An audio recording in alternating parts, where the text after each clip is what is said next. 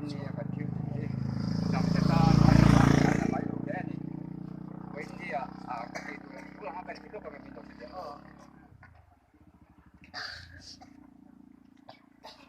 apa ichi le nam pui thiam ten kan bo chen nei min ngai da mang che nam te bo chen ka pa min ngai da mang che bo in ni i mit mo ram lai thu pa kan dun cho ye kan bo chen nei bu le bai bu ta chun kan sim ta nam te hian kan lep chia da le kan va bo kan hut bo da ma ta hi ka pa yang chung mo na kan thel le thel turin nam hi hol le thel turin bo in ni thil ro pui tak kan tan mi ti sa ka bang ne la lo thu kan so ye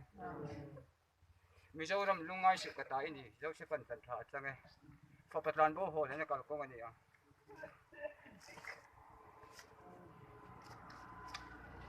pan le chia exen ngai ba ko lai don ko ha ta ke sin che nei siam ko pui la ma ta ki le lo nang ni kala ti ram mi a teu tu ni doi cheu in mit mu ge ya kri sai su ti tiang ta khen be la ti rom te lu ne ti e me ni na mo bai ni hi nam te ta chi che na ni kan ni nam teu har ro ram lai tang kan au cheu nam teu in ta chi che na ran ta dai nam te kal ko ngani in mi te i pui thiam ten i thu thung chu bo che in kong tik lo ba kan lo suai ta nang pui thiam ni da da ko kan ni to kong tik lo suai tu i mi te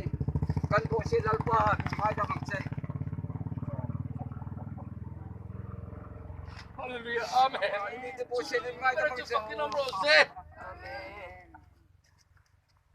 Ole mai buta sun kan simta.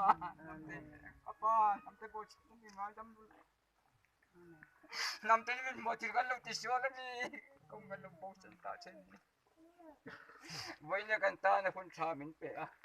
Kan ta kan hol ne tur chin chen min siam sa ka bang ne kan nam. Voi ni lalpa i min mo kan wi re ma nge kan pi pu te tanga sai lo kham to de chu. Ata kan lan ti ra mo ba ni na lom thu kan sa ye. Voi ni lalpa i mi te kal lai ti ti song te ka le lo ta kan lo thang lo se.